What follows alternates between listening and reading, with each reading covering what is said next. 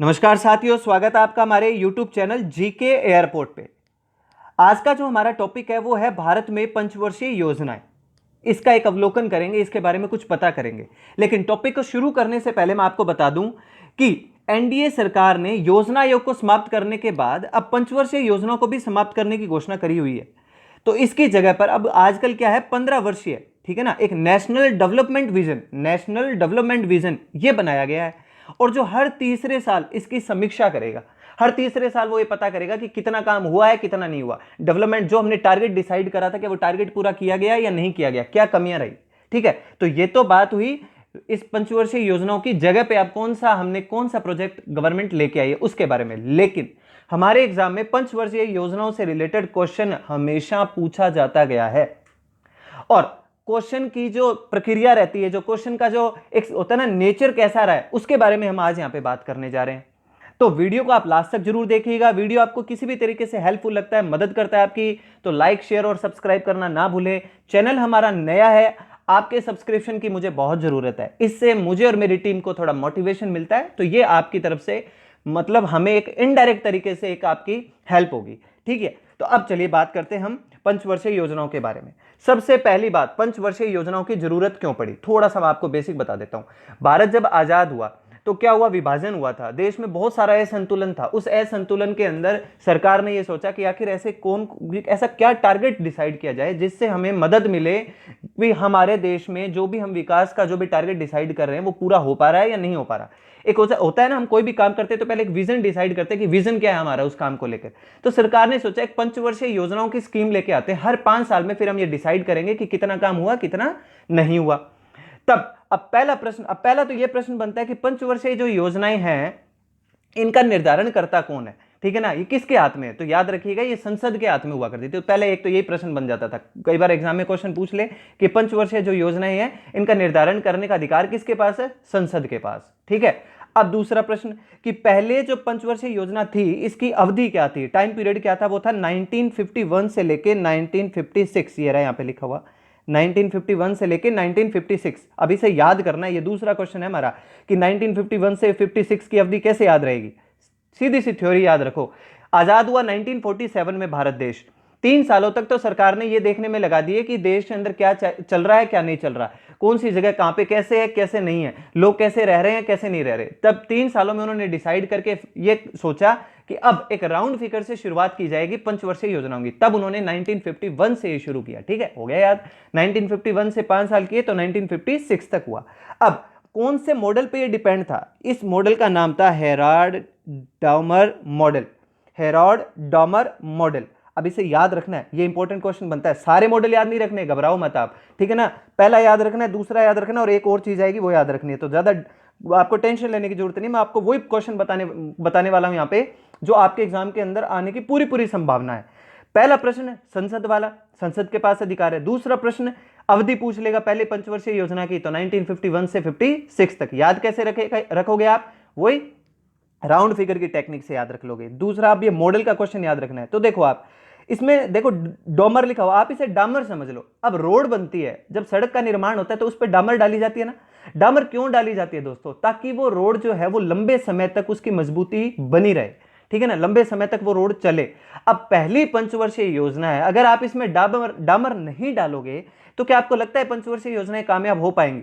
तब सरकार ने सोचा कि भैया पहली पंचवर्षीय योजना है, इसमें डामर का प्रयोग जरूर करो। हो गया याद, हेराल्ड डॉमर मॉडल हो गया।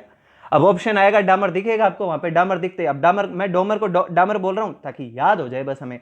तो हेराल्ड डॉमर मॉडल, और रोड को रोड से याद कर लीजिए। घरों का निर्माण होता है, कंस्ट्रक्शन जब होता है उसमें रोड डाली जाती है ना। रोड क्यों डाली जाती है, मजबूती के लिए। समझ में आ गई आपके बात। तो हेराल्ड डॉमर मॉडल ये पहला मॉडल था पहली हमारी पंचवर्षीय योजनाओं का। ठीक है ना, अब देखो उद्देश्य क्या था इसका, कृषि व सिंचाई पर बल, ये उद्देश्य है। पहली जो हमारी पंचवर्षीय योजना है इसका उद्देश्य याद होना बहुत इंपॉर्टेंट है एग्जाम के रिगार्डिंग। कृषि व सिंचाई पे बल। भारत जो एक देश है ये कृषि प्रधान देश है, और अगर हम यहां पे कोई पंचवर्षीय योजना लाना चाहते हैं, अगर हम यहां पे कोई डेवलपमेंट करना चाहते हैं, तो सबसे पहले हमें सोचना है किसके बारे में होगा, कृषि के बारे में सोचना होगा। बिना कृषि के सोचे हम कोई काम नहीं कर सकते। तो पहली जो पंचवर्षीय योजना का जो उद्देश्य था वो क्या था, कृषि व सिंचाई पर बल। हो गया याद। अब देखो दूसरा है 1956 से 1961 तक। ठीक है, 5 साल जोड़ लीजिए आप, सीधे सीधे बन रहे हैं यहाँ पे। अब क्या हुआ, डामर डल के जब मॉडल तैयार हो गया था ना, मतलब पहला उन्होंने पंचवर्षीय योजना सेट कर दी, तो अब नेहरू साहब आ गए। अब नेहरू साहब बोले कि देखो साहब, मैं कोई कम महान आदमी हूं क्या, मैं भी तो बराबर महान आदमी हूं, पहला प्रधानमंत्री हूं इस देश का। तो नेहरू साहब ने कहा कि पहले पहले मॉडल में मैंने आपको छूट दी, आपने डामर वगैरह लगानी थी, रोड वगैरह डालनी थी, आपने कर लिया अपने हिसाब से काम। अब दूसरी पंचवर्षीय योजना है, अब मुझे कुछ ना कुछ आप हक दो।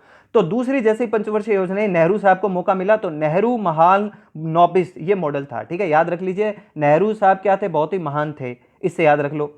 अब इसमें क्या, वो उद्देश्य क्या था, ये दूसरा उद्देश्य हमें याद रखना है, सारे उद्देश्य याद नहीं रखने, आप टेंशन ना लें। दूसरा उद्देश्य आपने याद रखना है, वो क्या है, मूलभूत एवं भारी उद्योगों, मतलब कोर सेक्टर का विकास, ये है इसका।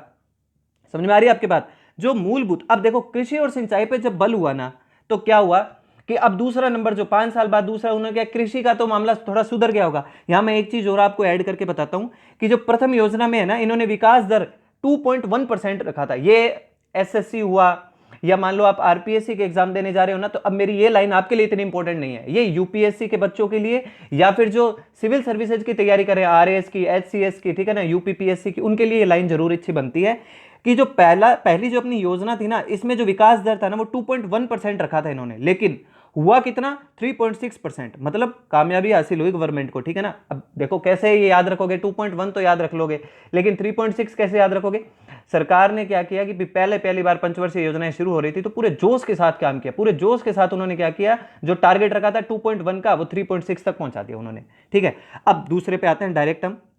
अब दूसरे में क्या हुआ, मूलभूत और भारी उद्योग कोर सेक्टर जो थे उनका विकास करना था। क्यों, क्योंकि कृषि का विकास हो चुका था पहली योजना में। अब दूसरा टारगेट गवर्नमेंट का था कि यार कम से कम मूलभूत और जो भारी उद्योग है उनका भी तो विकास करें हम, ताकि थोड़ा सा क्या हो, इंफ्रास्ट्रक्चर सुधरे हमारा। ठीक है ना, तो याद कैसे रख लोगे, पहले नंबर पे कृषि और दूसरे पे हम क्या याद रखेंगे, उद्योगों के ऊपर। तो क्वेश्चन याद रखने, क्वेश्चन बनता है कि दूसरी जो हमारी पंचवर्षीय योजना थी उसका उद्देश्य क्या था, मूलभूत और भारी उद्योग अर्थात कोर सेक्टर का विकास।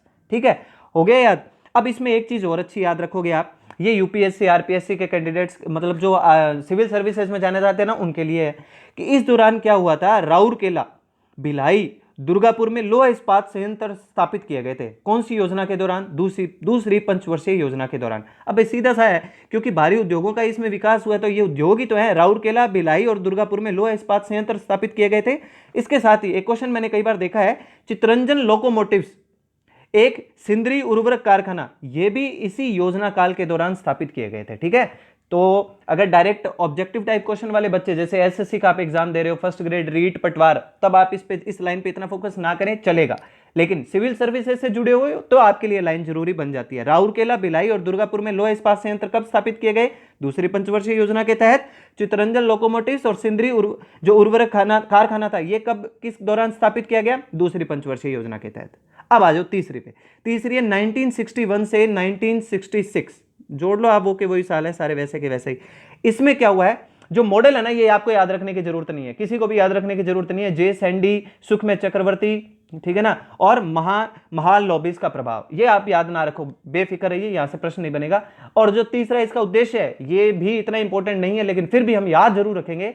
तीसरा उद्देश्य था आत्मनिर्भर व स्वतः स्फूर्ति अर्थव्यवस्था, ये इसका उद्देश्य था। अब ये कैसे याद रखोगे, देखो कृषि का काम हुआ था पहली योजना में, दूसरी में भारी उद्योगों का, अब तीसरी में क्या हुआ, लोगों ने क्या किया, आत्मनिर्भर बनना छोड़ दिया, क्योंकि उन्होंने गवर्नमेंट के बारे में सोच लिया कि कृषि का भी गवर्नमेंट ही सोच रही है, उद्योगों का भी गवर्नमेंट ही सोच रही है, तो और कामों के बारे में भी गवर्नमेंट ही सोचेगी। तो गवर्नमेंट ने कहा भैया ऐसा नहीं होगा, ठीक है ना, 15वां साल चल रहा है, 15वां साल का मतलब पीछे 10 साल हमने कर दिए, 15वें साल का पीरियड चल रहा है 1961 से 66 का।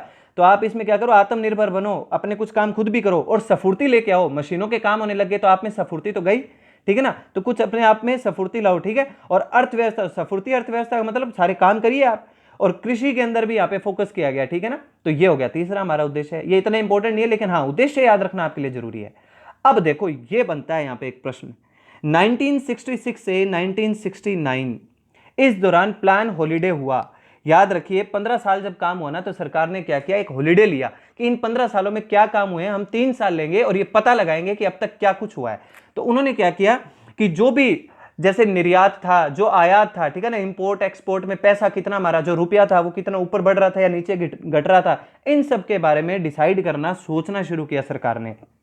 क्या परिणाम, अनुकूल परिणाम प्राप्त हो भी रहे हैं, नहीं हो रहे, ठीक है ना, इनके बारे में उन्होंने पता करने के लिए क्या किया, योजना अवकाश, ये एक पीरियड रखा 1966 से 69 तक का, 3 साल का। याद रखिएगा 15 साल के बाद उन्होंने 3 साल का गैप लिया है, और इसको किस नाम से जाना जाता है, योजना अवकाश। क्वेश्चन बनता है कई बार, पहला योजना अवकाश कब हुआ, 1966 से 1969 तक। याद रखने का बहुत ही सिंपल सा फंडा है, 15 साल बाद, और 15 साल आपको अच्छे से समझ में आ गया हम कौन से 15 साल, ठीक है। इंग्लिश में आप इसे प्लान हॉलीडे भी कह सकते हो।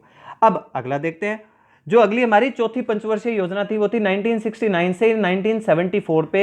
ये याद रखने की जरूरत नहीं है, इसके मॉडल का क्या नाम है, डीपी धर मॉडल, कोई बात नहीं, याद मत रखिए। आगे बढ़ते हैं, स्थिरता के साथ आत्मनिर्भरता। अब देखो हुआ क्या कि बीच में जो 3 साल का गैप आया ना, तो लोगों में स्थिरता नहीं रही, तो सरकार ने क्या किया, जैसे ही चौथा ये पंचवर्षीय योजनाओं का मामला आया ना, तो सरकार ने कहा भैया स्थिर रहो आप, ठीक है ना, और आत्मनिर्भर बने रहो, सरकार के भरोसे मत रहो कंप्लीट आप, ठीक है ना, तो स्थिर रहिए और आत्मनिर्भर रहिए, ये इसका उद्देश्य था। तो याद रखने की टेक्निक्स आप याद रखते चले जाइएगा, ठीक है ना, 2 बार पढ़ोगे कंप्लीट परमानेंट आपके याद हो जाएगा। स्थिर रहो और आत्मनिर्भर बने रहो, ठीक है ना, गवर्नमेंट के भरोसे मत रहो। अगला देखो 1974 से 1978। अच्छा एक और आपको बता देता हूं, ये जो चौथी पंचवर्षीय योजना थी ना, इसमें ये सिर्फ और सिर्फ आपको यूपीएससी या फिर जैसे मान लो आरएएस के बच्चे हैं ना, जो एससीएस के ये बच्चे हैं, जो पीसीएस के बच्चे हैं, उनके लिए इंपॉर्टेंट बन जाता है। गॉडगिल रणनीति, गॉडगिल रणनीति क्वेश्चन आता है कई बार। गॉडगिल रणनीति जो थी वो कौन सी योजना से संबंधित है, याद रखिएगा 4th से। गॉडगिल जो रणनीति थी ये कौन सी योजना से संबंधित है, 4th से, ठीक है ना, चौथी से। एक ये बात आपने ध्यान में रखनी है अच्छे से, ठीक है। अगला देखो, अब अगली अपनी 5th, ये है 1974 से 1978 तक। अब आप सोच रहे होगे यहाँ पे तो 4 ही साल हुए हैं, बिल्कुल साहब, यहाँ पे 4 ही साल हुए हैं। यहाँ पे क्या हुआ है, 1 साल कम हो गया। अब ये 1 साल कम कैसे हुआ मैं बताता हूं आपको। पहले आप तो ये देखिए कि 1974 से 78 तक जो थी ये लियोनटिक मॉडल था, नाम याद रखना जरूरी नहीं है, लेकिन यहां सबसे इंपॉर्टेंट क्वेश्चन आता है, गरीबी हटाओ का नारा कौन सी पंचवर्षीय योजना में दिया गया था। याद रखिएगा गरीबी हटाओ का नारा 5वीं पंचवर्षीय योजना में दिया गया था, गरीबी हटाओ, ठीक है, ये याद रखना है आपने, गरीबी हटाओ बहुत इंपॉर्टेंट है। स्थिरता के साथ जब आत्मनिर्भरता आई चौथे में, तो जब जो भी जनता थी भारत की, उन्होंने बोला कि एक काम करो भाई साहब, आत्मनिर्भर हम तब तो रहेंगे ना जब आप गरीबी को हटाओगे। तो जैसे ही 5वीं पंचवर्षीय योजना आई तो उन्होंने क्या किया, गरीबी हटाओ। अब पंचवर्षीय योजना और 5वीं पंचवर्षीय योजना तो कुछ तो डिफरेंट करना ही था, तो उन्होंने सोचा कि क्यों ना गरीबी को हटाया जाए, ठीक है। गरीबी उस टाइम पे भारत के लिए सबसे मतलब पहली मूलभूत आवश्यकता बनी पड़ी थी, इसको दूर करना बहुत जरूरी था, तो गरीबी हटाओ। तो याद रखिएगा 5th में आता है, 5th आपकी जो पंचवर्षीय योजना है इसमें। अब बात आती है इसमें, ये जो 1 साल ये जो कम हो रहा है ये क्या चक्कर है, इसमें क्या हुआ, जनता पार्टी की सरकार थी, इन्होंने क्या किया, 5वीं जो पंचवर्षीय योजना थी ना, इसको 1978 में समाप्त कर दिया। याद रखिएगा मैं क्या बोल रहा हूं, जनता पार्टी की सरकार थी, इसने 5वीं पंचवर्षीय योजना को 1978 में समाप्त करके और 1 अप्रैल 1978 से 31 मार्च 1980 तक एक अनवरत योजना प्रारंभ कर दी, ठीक है, अनवरत योजना। इसे आप क्या कह सकते हो, रोलिंग प्लान भी कह सकते हो। तो एसएससी के बच्चों के लिए या फिर आरपीएससी के बच्चों के लिए ये लाइन इतनी इंपॉर्टेंट नहीं बनती, मैं बता रहा हूं पहले, ठीक है ना। रीट का एग्जाम देना है या पटवारी का देना आपके लिए इतना इंपॉर्टेंट नहीं है, लेकिन आपके लिए ये इंपॉर्टेंट जरूर है कि ये 1 साल का जो मामला कम हो रहा है ना, ये क्या है, तो इसलिए याद रखिएगा थोड़ा सा इसको, है ना। ये अनवरत योजना उन्होंने शुरू कर दी। अब इस अनवरत योजना का प्रतिपादन करने वाले कौन थे, गुन्नार मिडल थे, ठीक है ना।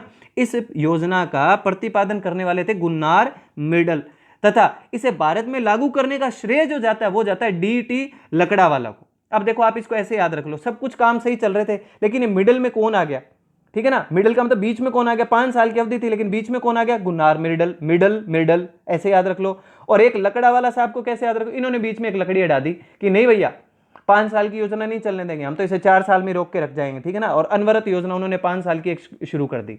अब हुआ क्या, ये अनवरत योजना हो गई, चलो ठीक है। अब क्या होता है 1980 से 1985 यहां पर क्या हुआ, इस अनवरत योजना को तो कर दिया गया, समाप्त कर दिया, क्योंकि कांग्रेस की जो पार्टी थी ये सत्ता में वापस आ गई थी इस टाइम पे। तो इन्होंने क्या किया, जनता पार्टी द्वारा जो ये लागू था ना जो अनवरत योजना, इसको खत्म कर दिया, समाप्त कर दिया, और कांग्रेस पार्टी ने वापस से पंचवर्षीय योजनाएं शुरू की। तो पंचवर्षीय योजनाओं का मतलब वो जो बीच में 1980 के बाद, मतलब 1978 से 1980 ये जो टाइम था, ये तो किस में निकल गया, अनवरत योजना में। अब जैसे 1980 आया और कांग्रेस की सरकार वापस आई, उन्होंने पंचवर्षीय योजनाएं शुरू की। अब मॉडल याद रखने की कोई जरूरत नहीं है, यहां पे आपको याद ये रखना है कि इनका टारगेट क्या था। देखो, बेरोजगारी उन्मूलन, गरीबी निवारण, रोजगार सृजन, ये इनका मेन टारगेट था। यहां कोई अच्छा क्वेश्चन नहीं बनता, आप बेफिक्र रहिए, ठीक है ना। अच्छे क्वेश्चन कहां बनेंगे मैं आपको बताता हूं, आगे बढ़ते हैं। अब देखो आप, अगली जो हमारी 7वीं पंचवर्षीय योजना है वो आई 1985 से 1990 तक, 1985 से 90 तक। वो तो थी कहां से, 1980 से लेकर 1985 तक, और ये हमारी 1985 से 90 तक। इसमें एक बहुत ही एक इंपॉर्टेंट काम हुआ, वो हुआ इंदिरा आवास योजना, ठीक है ना।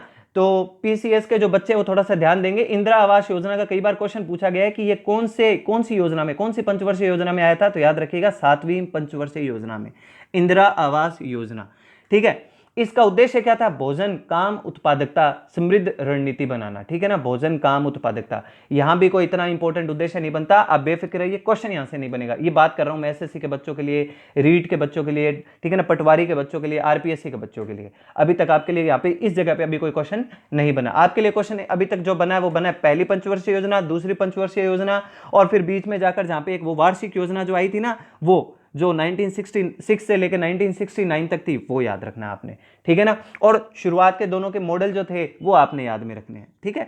अगला देखो, आठवां, अब बीच में देखो एक चीज और हुई है, 1990 से 1992 तक ये क्या हुआ है, ये बात आपने थोड़ा सा ध्यान में रखनी है।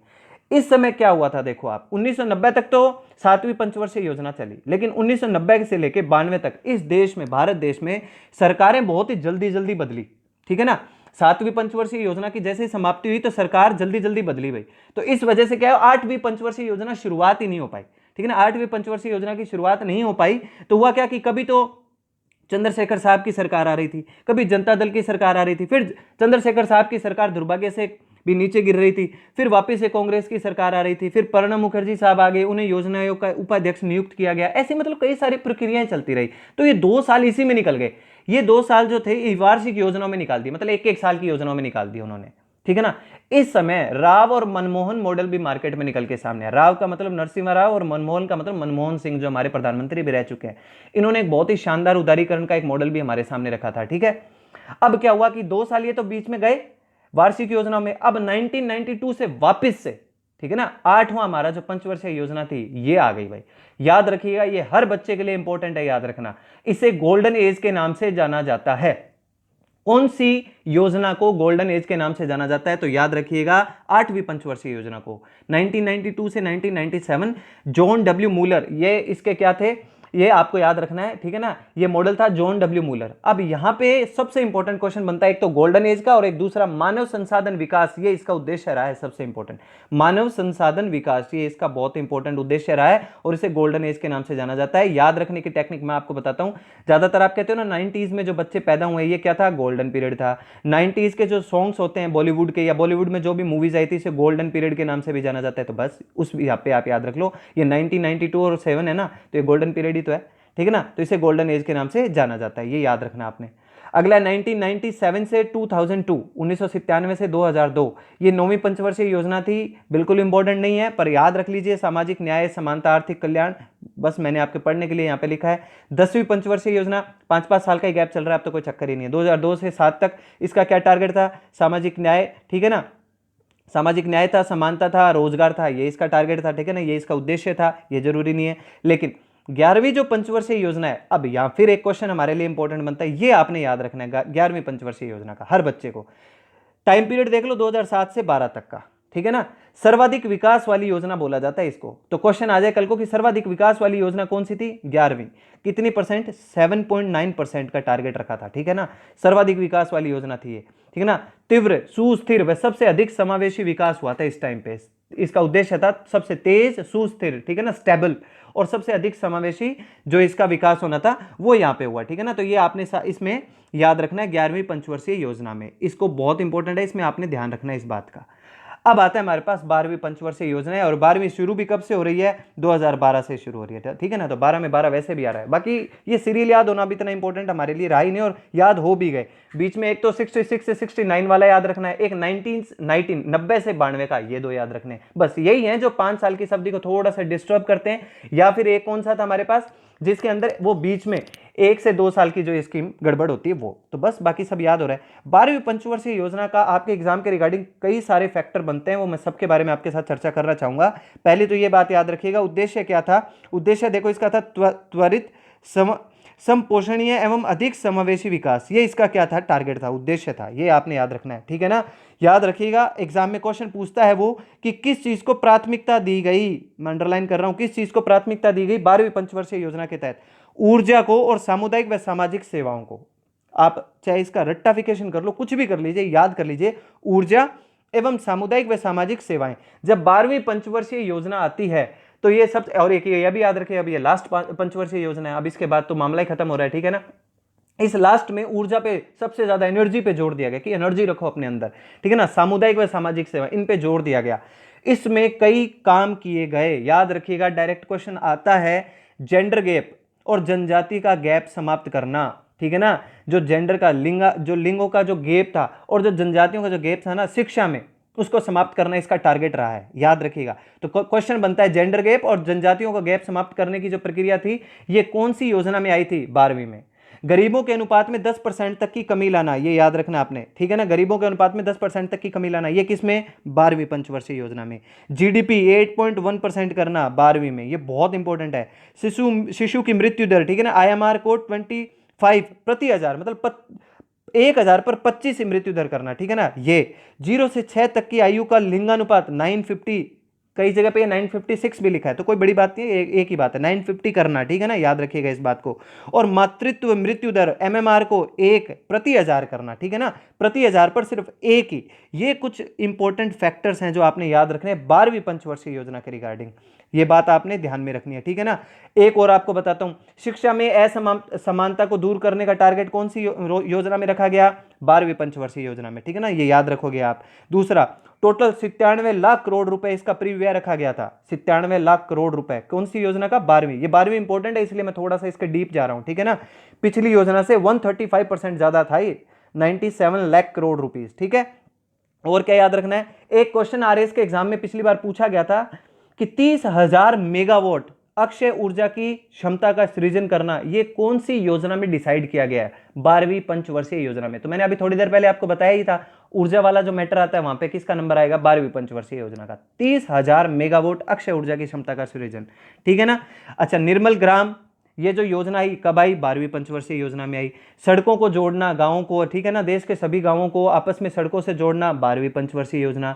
हर गांव तक बिजली पहुंचाना, 12वीं पंचवर्षीय योजना, ठीक है ना। कुपोषण को समाप्त करने का, ठीक है ना, कुपोषण को आधे तक के स्तर पे लेके आने की टारगेट कब किस में रखा गया? 12वीं पंचवर्षीय योजना में, ठीक है ना। ये सब कुछ खास खास बातें हैं, इनको आपने ध्यान रखना है, ठीक है ना। जितने भी राजकीय राजमार्ग हैं इन्हें कम से कम 2 लेन का बनाना, ठीक है ना। ऐसे बोलते हैं ना अपन 2 लेन 4 लेन है, 6 लेन है, वो तो 8 लेन रोड है, ऐसे 2 लेन का कम से कम राष्ट्रीय राजकीय राजमार्ग है, इन्हें कम से कम कितने लेन का बनाना? 2 लेन का बनाना, ये भी 12वीं पंचवर्षीय योजना में। तो ये कुछ खास खास बातें 12वीं पंचवर्षीय योजना के बारे में मैंने आपके साथ शेयर करी है। तो उम्मीद करता हूं आपको सारा वीडियो समझ में आया होगा, बहुत इंपॉर्टेंट है। फिर से मैं एक बार आपको बता देता हूं, पहली और दूसरी पंचवर्षीय योजनाएं आपने ध्यान में रखनी है, उनका मॉडल भी आपने ध्यान में रखना है, ठीक है। गरीबी हटाओ का नारा कौन सी पंचवर्षीय योजना में दिया गया? 5वीं पंचवर्षीय योजना में दिया गया।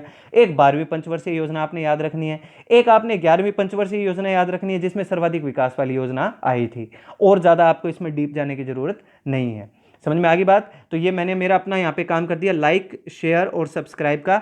उम्मीद करता हूँ अब आपको बोलने की जरूरत नहीं है, आप समझेंगे बात को और इसे लाइक शेयर और सब्सक्राइब जरूर करेंगे।